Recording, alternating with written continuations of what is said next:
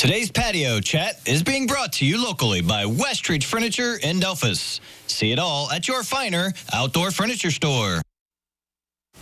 Welcome back, everyone. Dr. Bill Angel's back with us today from OSU Lima, out on the patio. Nice out here today. Yeah, it is. Yeah, not too bad. Let's talk a little bit about voters and what the Democrats need to do when they think about the elections. And you were saying they're kind of falling away. They were known in years past for kind of courting Latino voters, but they've kind of, I don't want to say shied away from them. They just fell off from doing I think they sort of missed the chance to really engage with them in a way that is going to be important for these 2022 midterms.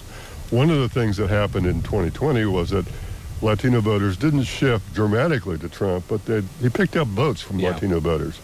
And mainly these are Latinos who were basically satisfied with Trump's management of the economy and the way he managed the coronavirus, and they went for him.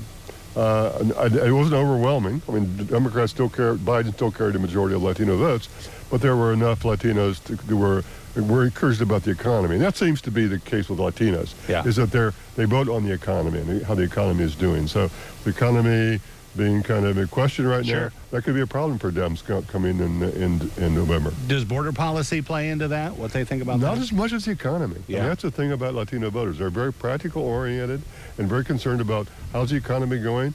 Do I have a job? Am I doing well? Do I want to keep my job? I mean, so all they're very hardworking people. And so these are really important issues for them. And so they really tend to be more swing voters. That is, they can swing enough to Republicans to cost Democrats a few seats.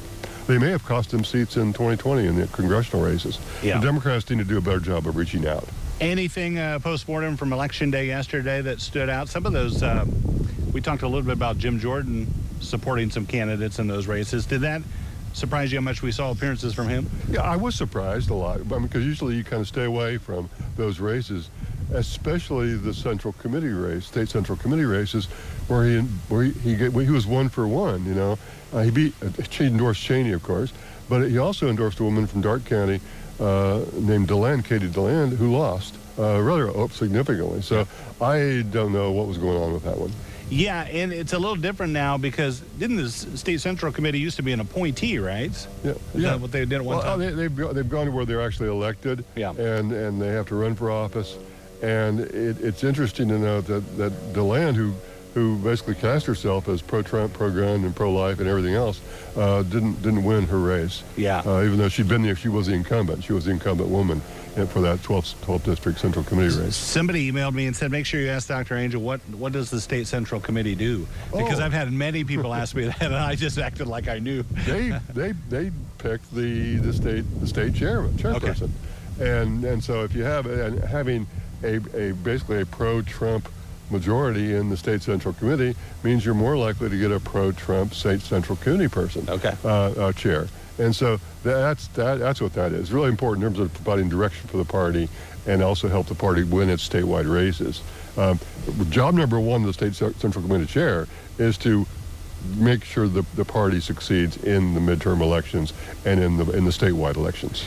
Jumping back to Jordan kind of out endorsing some state candidates, do you see that more of as a trend to support whatever party it might be? I couldn't figure that out because usually you want to stay away from these state conflicts because you got to be able to get especially if you're an elected official, because you got to keep in good graces with those who win, and so you don't really want to pick a horse in this one because you want to be on the side of whoever wins. Yeah, just off the cuff, Nancy Pelosi in Taiwan yesterday. I think she left this morning.